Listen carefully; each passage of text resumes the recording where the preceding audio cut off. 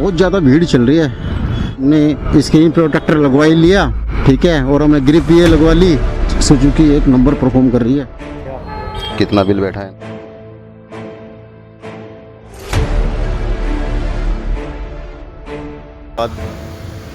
Finally hello दोस्तों, कैसे हो आप सभी? एक बार फिर से स्वागत है अपनी न्यू और सुपर ब्लॉग में। दोस्तों फाइनली वो दिन आ गया है जो हमने ना एक हफ्ते पहले अपनी एक सुजुकी की जो बर्गमैन है 125 सीसी की, वो हमने एक स्कूटरी बुक की थी और आज उसका वो है डिलीवरी का टाइम।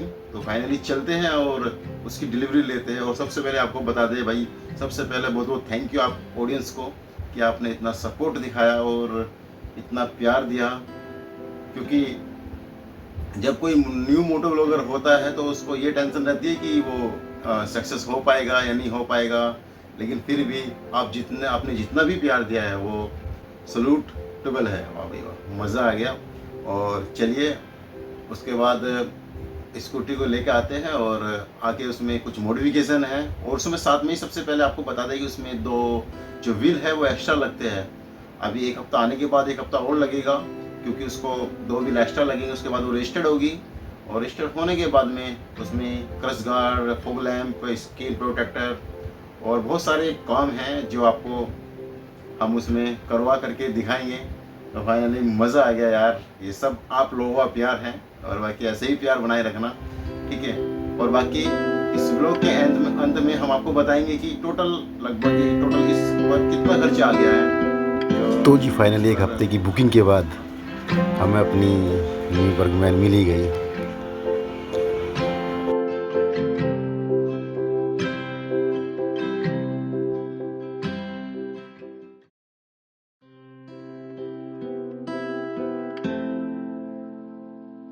वाइब्रेशन तो ना के बराबर ही है।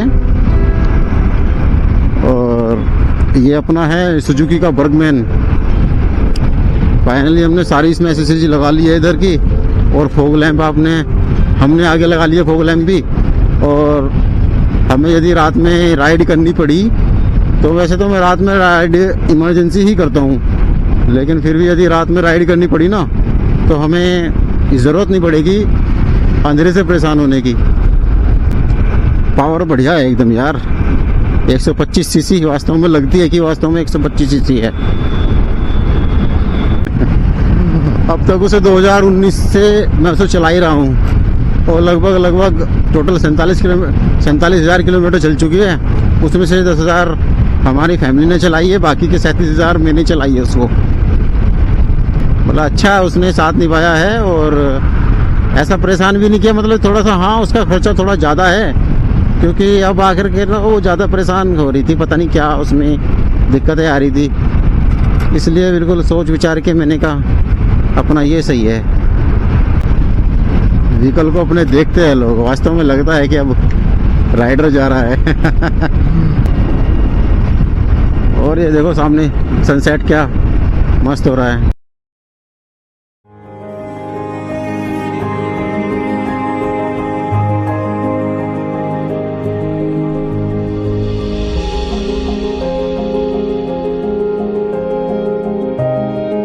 माइलेज की बात करें, फिलहाल में जो इसका माइलेज निकल के आया है 46.9 का माइलेज दे रही है। तो सबसे पहले यार एक बार ये चैनल को सब्सक्राइब कर दो और बाकी फुल मौज तो करा ही देंगे आपको हम। और ना बहुत सारा विचार विमर्श किया कौन सी ले। पहले जूम देखी हीरो की और उसके बाद फिर एप्रोक्स देखी, जो यामा देखी। तो फाइनली जो हमने पहाड़ों में जो सबसे ज़्यादा नज़र आई वो मेरे को सुजुकी की बर्गमैन ही नज़र आई है, जो 125 सीसी में और 8.2 का जो टॉर्क है, न्यूटन मीटर टॉर्क जो है होता है वो जनरेट करती है।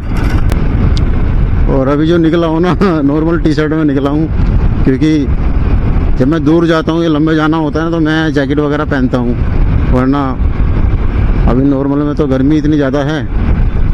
लाइटें जल चुकी इतनी जल्दी।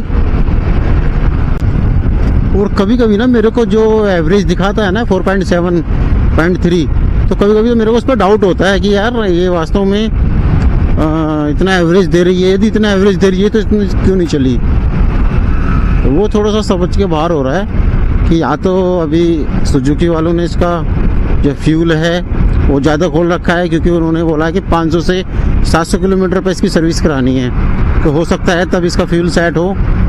तो इस वजह से उन्होंने फ्यूल की कैपेसिटी जो है ज़्यादा खोल रखी है। और बाकी फ्यूल भी आजकल थोड़ा अच्छा नहीं आ रहे हैं, क्योंकि पंप जो है वो अलग से वर्क करता है, इसमें सारा इंजेक्टर है, तो उस हिसाब से मशीन काउंट करती होगी, और जो पीछे बर्न होता होगा उस हिसाब से शायद ना ही होता हो। इस वजह से थोड़ी कन्फ्यूजन चल रही है। और बहुत लोग सोच रहे होंगे कि आपने एलसीडी डिस्प्ले क्यों लिया, कलर डिस्प्ले क्यों नहीं लिया। मैंने एलसीडी और कलर डिस्प्ले का थोड़ा सा ये कन्फ्यूजन था, जो कलर डिस्प्ले थी बहुत छोटी सी थी, वो मेरे को देखने में अच्छी नहीं लग रही थी। फिर मैंने उससे कंपैरिजन देखी एलसीडी, तो एलसीडी मेरे को और अच्छा लगा, ब्लैक एंड वाइट आई दिख ही रहा था, बढ़िया नज़र आ रही थी। तो मैंने फिर कलर को कैंसिल करके मैंने एलसीडी ली। और इसमें थोड़ा सा अंतर भी है, उसमें प्राइस में अंतर भी है, लेकिन मेरे को कलर से अच्छी जो है वो एलसीडी बढ़िया लगी है। तो यदि कोई बंदा इसे लेने की कोशिश कर रहा है या लेना चाहता है इसे, तो बेफिक्र होकर ख़रीद लीजिए, क्योंकि नो डाउट स्कूटरी है, एकदम नो डाउट। हर तरह से आपको हर कार्य में आपको खरी उतरेगी है। तो इस तरह का इसका कुछ परफॉर्म है। तो जी इन फोक लैंप को जो मैं कंट्रोल करता हूँ, ऊपर के हेडलाइट से जो सामने वाली लाइट होती है उससे कंट्रोल करता हूँ। जैसे अभी मैं एक बार और दबा दिया तो अभी येलो वाइट जल गई, अभी मैंने ये येलो जल गई केवल, और ये येलो वाइट की ब्लिंकिंग है, और ये वापस से वाइट जल गई है। तो लैंप की क्वालिटी तो फिलहाल अभी अच्छी दिखाई दे रही है, और शायद अभी कैमरे में सही से ना नज़र आई हो, क्योंकि सामने ना लाइट पड़ रही थी इसकी जो कार गई है। अभी ज़रा यहाँ से निकल जाए।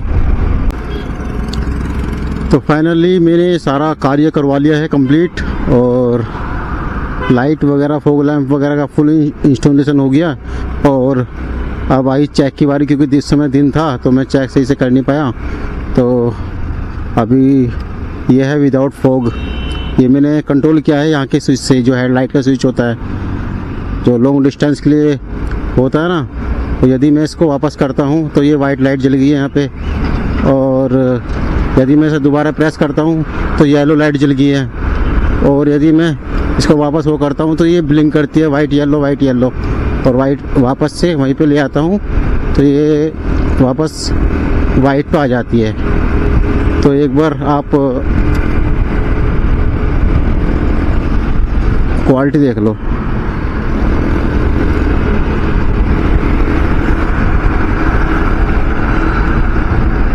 साथ में जो राइड करने का मज़ा आएगा ना वो अलग ही आएगा यार वास्तव में। और मैंने ना रुक कर के वीडियो भी चेक करी थी कि मैंने कहा जो मैस्ट्रो एज के साथ में और ये सुजुकी के साथ के में वीडियो में कितना अंतर है। तो वो चीज़ चेक की तो उसके कंपैरिजन में है ना, मतलब वीडियो की जो थोड़ी क्वालिटी है वो बड़ी है। और हल्का सा मैंने कैमरे का एंगल भी सेट किया है, तो उसी एंगल से और नापा भी है कि किस एंगल पे मुझे हमेशा रखना है। तो वो चीज़ मैंने कम्प्लीटली सेट कर दी है। और अभी आई होप कि व्यू अच्छा आ रहा होगा, ये तो बाद में एडिटिंग के बाद ही पता लगेगा। लेकिन ये है कि फुल मौज आने वाली है, फुल मज़ा आने वाला है।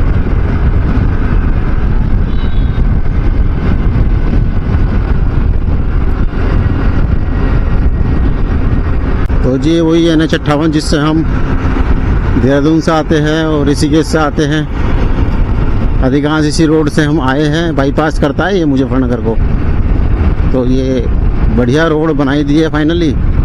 और अब देखते हैं कि राइड कहाँ की मारनी है, तो दिखाएंगे आपको, नए नए व्यू दिखाएंगे इस बार अपनी न्यू बर्गमैन के साथ।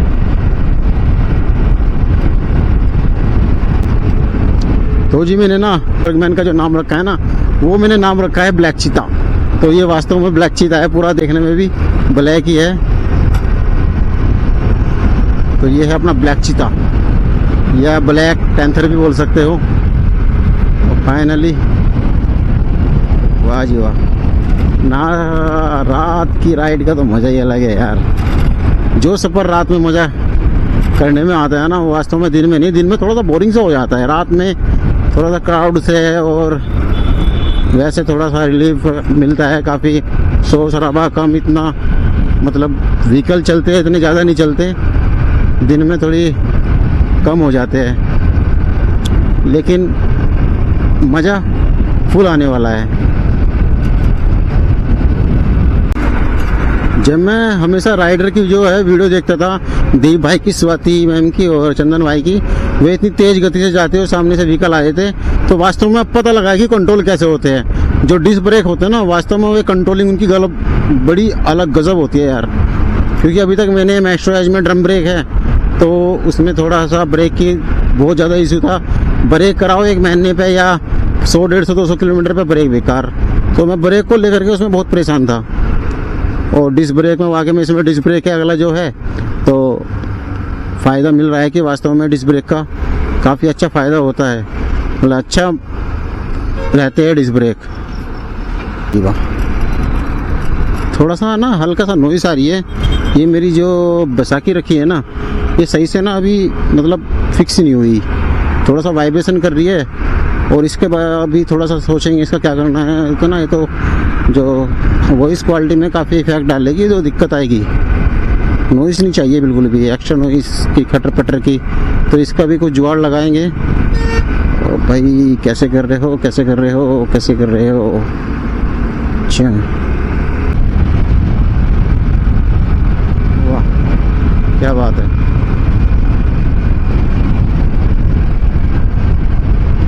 यही तो है ग्रुप पावर, सुजुकी की पावर। बीडी ब्लैक अंडर टेंटर, हाजी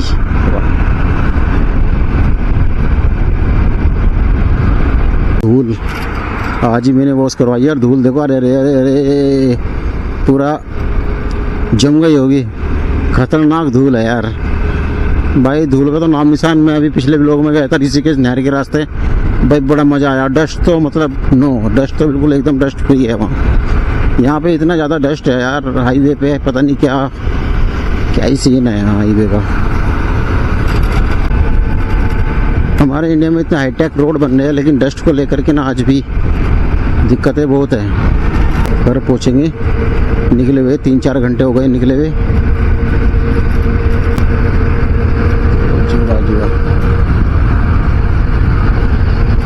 60 की स्पीड तो ऐसे पकड़ती है जैसे कुछ नहीं, बस यूं ही बस 60 की स्पीड तो ऐसे पकड़ती है।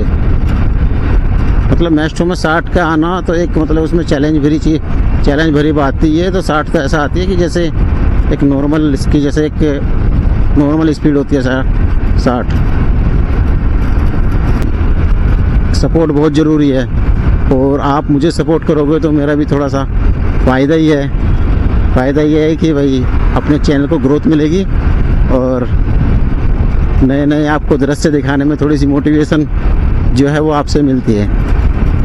एक जो यूट्यूब राइडर जो होता है ना, राइडर जो होता है जो यूट्यूब ब्लॉगिंग करता है, उसका एक जो असली जो वो होता है ना, जो उसकी सपोर्ट होती है वो ऑडियंस होती है, और वो हो यार आप प्लीज़ देख लेना अपने हिसाब से जैसा आपको ठीक लगे।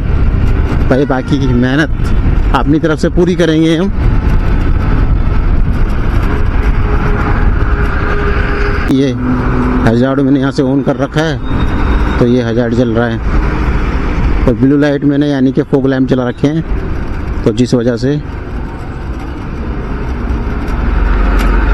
वो ब्लू लाइट जल रही है। यदि मैं फॉग लैम्प को बंद करता हूँ तो कुछ ऐसा दृश्य आता है सामने, काली की लाइट रहती है, तो फॉग लैम्प जला दिए। ये येलो यहाँ पे पड़ रही है, कुछ थोड़ा सा फोकस नहीं सेटिंग करना पड़ेगा रे बाबा। बहुत ज़्यादा तेज ना भूख लग रही थी आज। मोमोज टाइम, भाई मज़ा आ गया। हाफ प्लेट मोमोज की खाइए, मज़ा आ गया यहाँ पे। फाइनली चलते हैं, घर निकलते हैं। टाइम 8:52 हो गई है।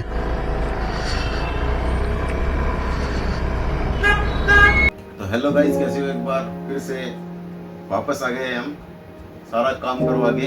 तो फाइनली दोस्तों बता दें कि इस पर टोटल जो खर्चा आया है वो करीब 1,35,000 रुपये की जो मुझे स्कूटरी पड़ी है, और लगभग 62,000 रुपये के आसपास मेरे को जो टोटल जो उसका एसेसरीज वगैरह है, जो सारा कुछ उसका एक्स्ट्रा व्हील है, और टोटल जो उसके क्रश गार्ड वगैरह, फॉग लैम्प वगैरह है, यानी कि 63 से 65,000 रुपये के बीच में वो टोटल खर्चा आ गया है। क्योंकि एग्जैक्ट मैं बता नहीं सकता कि 63, 64, 65, तो वो थोड़ा अराउंड बताया, तो ये जा करके टोटल जो पड़ी है करीब 2 लाख के आसपास की।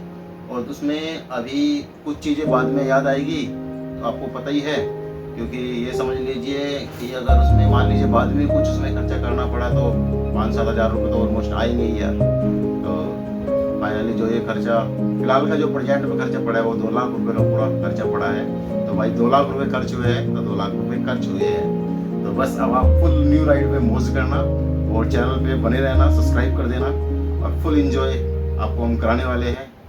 और देखो अभी ना कंपनी वालों से मेरी बात हुई है, वो बोल रहे हैं कि आप फर्स्ट टाइम में इसको 500 से 700 किलोमीटर आप चला सकते हो, उससे ज़्यादा आप नहीं चला सकते, क्योंकि उसके बाद में उसकी सर्विस होगी, उसके बाद बाकी सर्विस होने के बाद में आप उससे 2 से 2,500 किलोमीटर के आसपास चला सकते हो। तो अभी फ़िलहाल देखते हैं, सबसे छोटी राइड मारते हैं कि सबसे छोटी राइड कौन सी है, तो उसके बाद आपको फिर बड़ी राइड तो अनाउंस कर देंगे। बाकी